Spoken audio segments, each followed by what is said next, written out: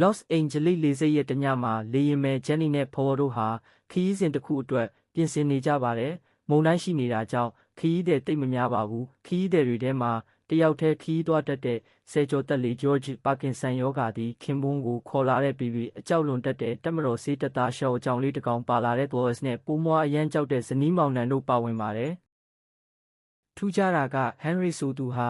Hamster ကြွက်လောင်အိမ်တစ်ခုကိုခိုးယူတည်ဆောင်လာပြီးလေယာဉ်ဝန်ထမ်း Ralph ဟာအဲ့ဒီကြွက်ကိုကူညီထည့်ပေးရင်းအကိုက်ခံလိုက်ရပါတယ်။လေယာဉ်စတက်တာနဲ့ခရီးသည်တွေကြားပြဿနာတချို့စတက်တော့တာပါပဲ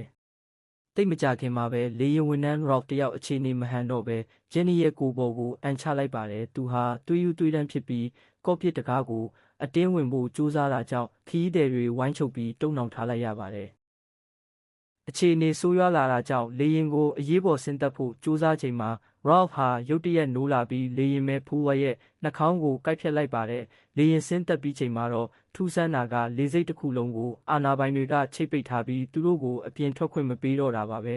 ။သူတို့အားလုံးဟာလေဆိပ်ထဲမှာပိတ်မိနေပြီးလျှက်စစ်မီးတွေလည်းပြတ်တောက်သွားပါတယ်။လေယာဉ်မှူးတွေဟာလည်းအသက်ခံလိုက်ရပြီးကူးစက်ခံရသူတွေဖြစ်ပြောင်းလဲကုန်ပါပြီ။အခြေအနေတွေရှုပ်ထွေးနေတော့မှပဲ Henry ရဲ့လှောင်အိမ်ထဲကကြွက်တွေဟာHamster မဟုတ်ဘဲဓာတ်ခွဲခန်းသုံးကြွက်တွေဖြစ်နေတာကိုသိလိုက်ရပါတယ်။တကယ်တော့ဒီယောဂပိုးဟာကဘာကြီးကိုလူသားတွေလက်ကနေတန့်စင်ခြင်းတဲ့အစွန်းရောက်အဖွဲ့အစည်းတစ်ခုကဖန်တီးထားတဲ့ဇီဝလက်နက်ဖြစ်နေပါတယ်။ Henry ကိုယ်တိုင်ဟာလည်းအဲ့ဒီအဖွဲ့ဝင်တစ်ယောက်ဖြစ်နေခဲ့ပါတယ်။အဖွဲ့ဝင်တွေတစ်ယောက်ပြီးတစ်ယောက်ကူးစက်ခံရပြီးတေဆုံးကုန်ကြပါတယ်။ Jenny နဲ့ George တို့ဟာလေဆိပ်ရဲ့ရေနုတ်မြောင်းကတဆင့်ထွက်ပြေးဖို့ကြိုးစားကြပါတယ်။